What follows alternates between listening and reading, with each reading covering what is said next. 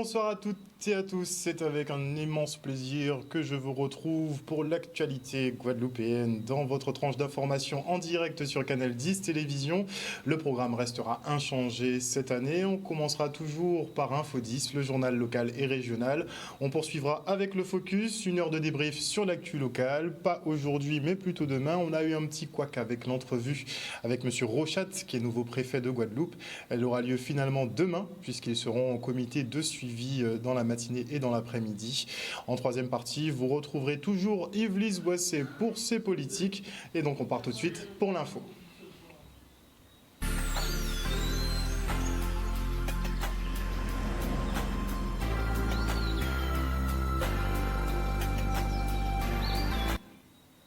Nous sommes le lundi 24 août 2020 et hier, l'ARS déclenchait le plan blanc qui aujourd'hui a pris effet au CHU de Pointe-à-Pitre. Direction et personnel soignant de l'hôpital sont en branle-bas de combat pour la réorganisation des services, puisqu'avec 7 lits occupés par des patients Covid en réanimation, l'établissement de santé a atteint sa capacité maximale. Les urgences devraient donc être dédoublées pour éviter décontamination et le service de réanimation doté de 2 lits supplémentaires. On fait le point avec Olivier Félix. C'est une alerte qui est déclenchée en concertation avec le chef du pôle soins critiques, mais aussi les réanimateurs, les urgentistes et en l'occurrence le chef du service des maladies infectieuses, lorsque la capacité de l'hôpital commence à être en tension et qu'il s'agit de redéployer du personnel. Le plan blanc, c'est un outil qui nous permet de redéployer rapidement du personnel pour faire face à une situation tendue au niveau de l'hôpital. Ce sont les données qui sont disponibles au niveau de l'hôpital, c'est-à-dire le nombre de lits occupés en réanimation, qui était très élevé, le nombre d'entrées prévues qui était aussi élevé, le nombre de passages aux urgences qui était lui-même plus élevé que d'habitude et le nombre de passages pour suspicion Covid qui était lui aussi élevé.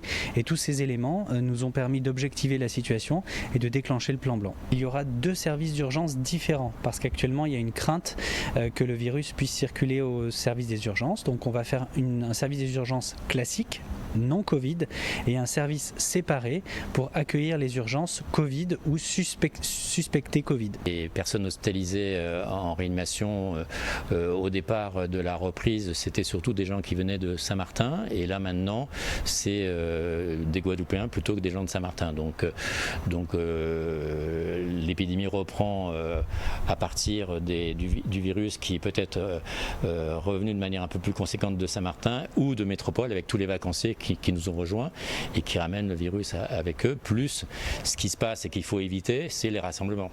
Tout ce qui est fête familiale, type mariage, baptême, tout ce que en Guadeloupe est fréquent pendant les mois de juillet et août, ces rassemblements sont des endroits propices à la transmission du virus. Donc il faut les éviter le plus possible. Actuellement, de par le mécanisme qu'on vient de dire, c'est-à-dire les rassemblements familiaux ou festifs, c'est la tranche des jeunes adultes, donc de 20 à 40-50 ans, mais forcément avec le décalage de 14 jours habituel pour le délai d'incubation, il y a des personnes plus âgées qui commencent à être touchées et quelques cas sont arrivés au CHU de la Guadeloupe. La réanimation est un service qui est très sollicité et actuellement les 7 lits de réanimation qui sont dédiés Covid sont occupés. On va en ouvrir d'autres, ce qui va aussi nécessiter du personnel formé et qualifié. C'est pour ça aussi que le plan blanc va nous être très utile.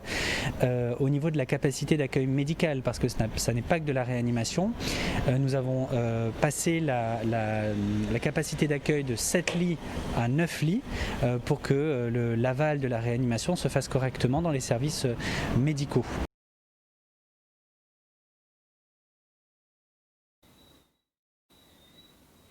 Et on constate que donc les personnes contaminées au Covid-19 sont de plus en plus nombreuses, mais quand on regarde en parallèle, de plus en plus de tests sont également pratiqués au quotidien. Des communes comme la ville de Saint-Claude ont d'ailleurs mis en place leur dépistage. Regardez. C'est très important pour la ville de Saint-Claude de faire dépister sa population parce que le virus circule en Guadeloupe et plus singulièrement à Saint-Claude. Donc il était important pour nous de prendre soin de notre population et donc du coup c'est pour ça qu'en partenariat avec l'ARS, nous avons organisé cette journée de dépistage. Le CCF de Saint-Claude a répondu favorablement pour ce test aujourd'hui et moi je me demande est-ce que nous n'allons pas voir M. le maire pour qu'on puisse demander à l'ARS de venir à Saint-Claude Suisse par exemple pour faire un test puisqu'on a constaté quand même qu'il y a eu beaucoup de Saint-Claudiens qui n'ont pas eu le temps de se faire tester. La population a plus que répondu favorablement puisque dès 4h du matin, ils étaient vraiment réunis déjà en train d'attendre le retour. Donc la population a vraiment bien joué le jeu. On a les personnes des communes avoisinantes et quand nous sommes arrivés sur les Saint-Claudiens, il n'y avait plus de tests et puis voilà. C'est un peu déçu, donc on verra dans quelle mesure éventuellement on pourra reconduire cette action. Très important parce qu'on entend tellement de clusters et donc pour se mettre à l'abri, il est préférable de faire ce test. On est plus tranquille et pour soi et pour ses proches, c'est ça l'important. Autour de moi, il y a quand même des personnes à risque dans mon entourage familial, même professionnel et c'est toujours mieux de savoir que de ne pas savoir. Il y a une inquiétude générale en Guadeloupe ou à Saint-Claude, donc du coup la meilleure façon de se rassurer, c'est de faire le test et d'avoir les résultats et afin d'être rassuré sur son cas. Cette recrudescence m'inquiète énormément et j'espère que les gens prendront conscience, surtout au niveau de la jeunesse. Bon, je ne les critique pas, mais ils ont l'impression qu'ils sont impérissables, donc il faut qu'ils fassent attention pour ne pas contaminer leurs parents, surtout leurs grands-parents. Un reportage signé Maxime Morel. Et on part maintenant pour la clôture de l'opération BEMAO Vacances School, un atelier percussion danse autour du Gros Cas et du Mas Saint-Jean. Des initiations à la tradition qui plaisent de plus en plus au jeune public. Regardez. C'est la clôture de l'opération Vacances School qui a commencé depuis début juillet. Et donc c'est l'atelier Gros Cas et percussion, danse et groupe à peau aussi, enfin tambour à peau. Et c'est la restitution aujourd'hui, tous les différentes tranches d'âge, c'est-à-dire les débutants, les enfants, les adultes, et puis voilà. Donc c'est une très belle opération avec des exposants, des maîtres d'art, et puis voilà. Je suis venue pour pouvoir apprendre des nouveaux sons, pour apprendre aussi à corriger mes fautes, puisque j'ai appris comme ça avec des amis. Et je voulais faire quelque chose d'un petit peu plus, on va dire, officiel. Ce format, c'est une nouvelle édition. Avant, il y avait le ticket vacances sport. Et ce format, c'est une nouvelle édition où on mélange sport, culture et toutes les activités sur les 3 semaines, enfin même 6 semaines. Donc c'est une autre version qui pour moi est très salutaire, qui mérite d'être approfondie pour offrir davantage encore aux jeunes bémaossiens. Tous les jours ça te fout les mounes. Et c'est mon apprenti à yo commencé à rentrer en musique à Yokitayo, c'est-à-dire musique Gouka et musique Saint-Jean et danser en ronde les roses. Donc pour moi c'est un succès énorme. Et merci à la municipalité et méthode B qui criait moi pour permettre qu'elle nous rémunère nous. Les retours sont très positifs. Après, comme c'est une édition première, donc effectivement, il y a des petits réglages à faire, de sorte que tout le territoire puisse profiter de toutes les activités. Mais en tous les cas, les retours sont très positifs. Quelque part, comme les enfants n'ont pas pu voyager à cause du Covid, beaucoup d'enfants sont restés, beaucoup d'adultes. Ça a permis au plus grand nombre de venir s'inscrire, adhérer à certains projets, certaines activités. Et puis, les retours sont très positifs. On n'a qu'à voir déjà une trentaine d'enfants, rien que pour les enfants qui ont appris le cas en juillet et qui ont déjà ce nouveau, c'est une très bonne chose, quoi. Pour cet atelier, après toutes les autres activités aussi bien sportives, cinéma, musique assistée par ordinateur, le résultat est très positif, quoi. Moi, on l'a pour transmettre. Parce que après dès l'année, on a créé pédagogie là ça. On ne peut pas garder un dit dans moi parce que sinon on peut tout faire. Donc quand on a fait tout ça on y a dit dans moi, on peut transmettre lui et comme ça, même là on paye là encore, on est éternellement là.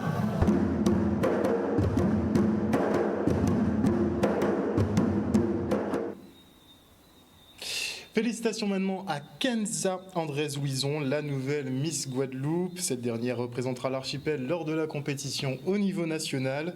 Ayam Caribéenne et Stanley Manicor ont rencontré cette reine de beauté que l'on découvre maintenant. La candidate numéro 1, Kenza Andrés-Ouison. Et je me suis dit, première dauphine, c'est excellent aussi. Hein. Et au final, c'était moi. Donc vraiment, en fait, il y a des doutes qui viennent. On a envie, ce désir profond, surtout au dernier moment, on se dit oui, ce sera moi, mais en même temps il y a les doutes. C'est vraiment plein d'émotions qui se mélangent. Je viens d'un quartier populaire, donc les inégalités, je les ai vues, je les ai vécues. Et c'est pour ça que ça me tient énormément à cœur. J'ai vu des gens avec des talents et qui étaient extrêmement doués en fait. Ils ont arrêté en cours de route à cause du milieu dont ils venaient et moi je trouve ça très dommage. On perd beaucoup de talents, on perd beaucoup d'éléments très forts qui pourraient faire avancer notre communauté, faire avancer notre région et tout ça à cause d'une provenance sociale. Ce sont toutes des femmes accomplies et qui ont plein de projets, plein de causes qu'elles défendent. Donc il faut cesser de croire que c'est juste sois belle et tais-toi. Au contraire, c'est sois belle et représente quelque chose de fort. Miss Guadeloupe 2020, c'était Kenza Andrés-Luison, mais je pense que ça va plus loin. Avoir été élue Miss Guadeloupe, c'est bien, mais faire quelque chose du titre, faire quelque chose de concret avec ce titre, c'est là où je pense qu'on pourra dire que je commence à rentrer dans l'histoire, entre guillemets. J'aimerais bien, mais pour cela, il faudrait vraiment que j'arrive à faire les choses bien et que je rende fière. Sinon, c'est simplement une écharpe et une couronne, mais il faut lui donner un sens. Merci à ceux qui m'ont soutenu, merci aux membres du jury pour votre confiance. Je ne vous décevrai pas. Je vais porter la Guadeloupe aussi loin que je le peux. Et je vais défendre nos valeurs, nos couleurs, notre culture, notre beauté, notre intelligence et ma cause aussi loin que je le pourrai. Je ne vous décevrai pas. Merci beaucoup. Excellent. Mais malheureusement, un couronnement légèrement, mais très légèrement entaché par la polémique. Anaëlle Guimby, candidate éliminée de la compétition pour avoir participé à un shooting topless de prévention sur le cancer du sein. Une décision du comité qui a fait grand bruit jusqu'au niveau national d'ailleurs. M6 a même réalisé un sujet sur cette femme qui, quand même, défend une juste cause. On regarde. Voici les clichés qui ont conduit Anaëlle Guimby, 20 ans, à l'éviction du concours de Miss Guadeloupe. La jeune mannequin apparaît en topless sur une œuvre de body painting. C'était dans le cadre d'une campagne de lutte contre le cancer du sein. C'était pas des photos dénudées à caractère érotique ou pornographique. C'était vraiment en rapport avec ce que je défends. Si c'est pas nous qui défendons les causes, qui va le faire? Des photos jugées toutefois contraires au règlement du comité Miss France. Le concours est en effet interdit aux jeunes femmes ayant déjà posé dénudées sur des photos.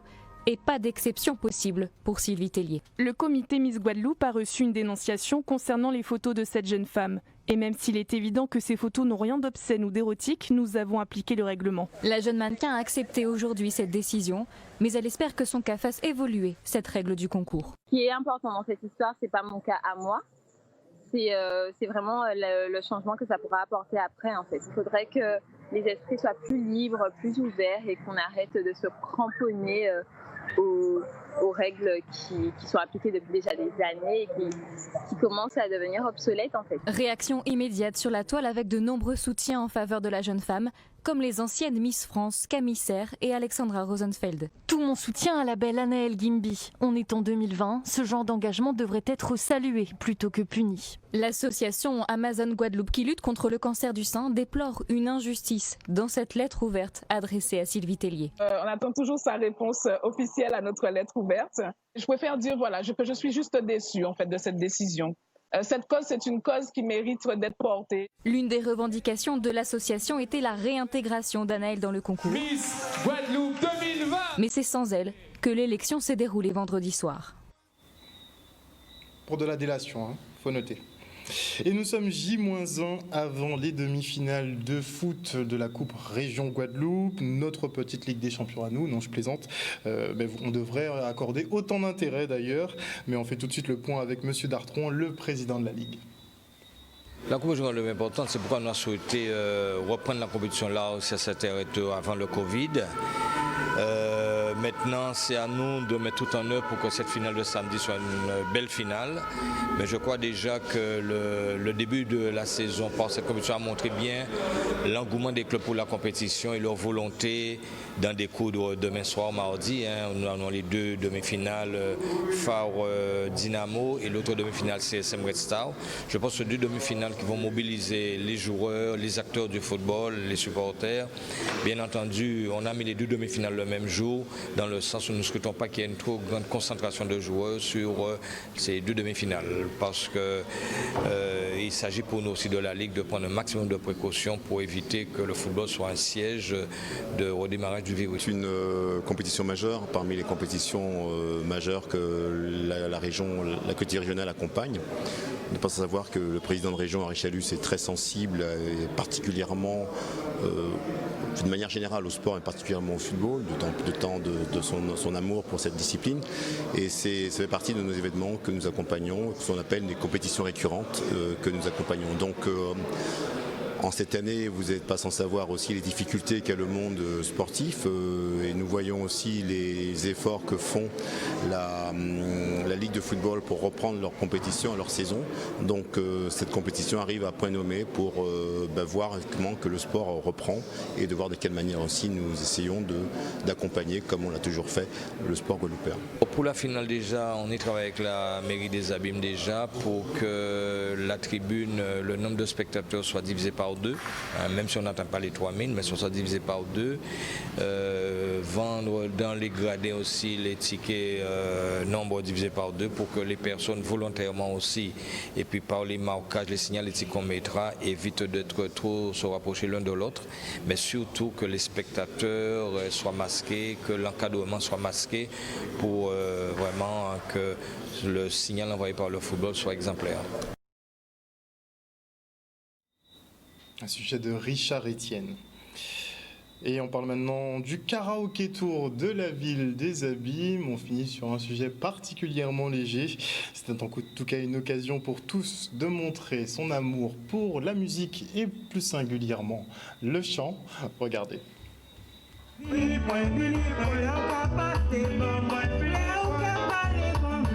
La vie doit continuer et la population doit se montrer responsable. Donc ce soir, nous avons tenu à garder ce karaoké qui est programmé de longue date et la population a répondu, mais elle a compris aussi. Tout le monde porte son masque. L'organisation a placé les chaises de façon à ce que les distances soient respectées. Et tout est mis en œuvre pour que tout se passe dans le meilleur des cas et que tout se passe bien. Une très belle manifestation, donc je me suis fait confier, je suis venue ce soir parce que j'aime bien chanter et je me suis dit je ne vais pas me priver de ce moment agréable et tous ensemble. Nous animons le territoire, c'est notre devoir. Les gens ont envie de sortir, mais dans des conditions où il faut respecter les préconisations. Donc la préfecture sait que nous recevons ce soir la population en petit nombre, évidemment, il y a moins de 100 personnes. Et tout est bien fait, nous contrôlons sans arrêt. L'animateur est là pour rappeler à l'ordre les personnes qui enlèveraient leur masque, mais jusqu'ici on n'a pas constaté d'infraction, on va dire entre guillemets. Donc tout se passe bien, les gens s'amusent, ils ont besoin de ce souffle-là. Les gens doivent s'organiser pour qu'il n'y ait pas de reconfinement, mais pour que la vie continue. Donc notamment en matière de culture, aux Abîmes, nous n'avons jamais baissé les bras. Les cafés littéraires se poursuivent, les concerts aussi, mais toujours en petit nombre, soit en numérique, soit en respectant les gestes barrières.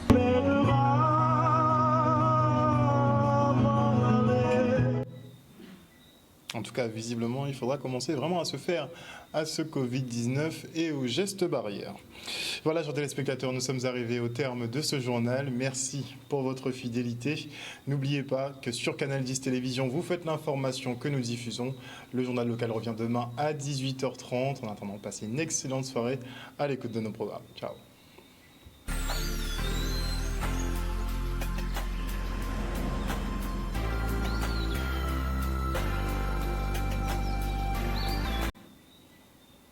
Et à venir sur Canal 10 Télévision, bien à 20h, vous retrouverez Danix Andronis pour le ZCL.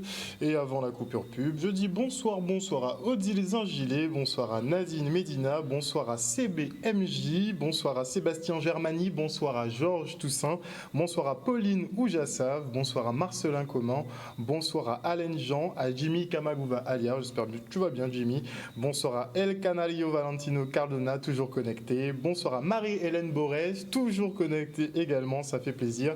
En tout cas, merci à vous tous de nous suivre sur les réseaux et sur la télé. On se retrouve tout à l'heure.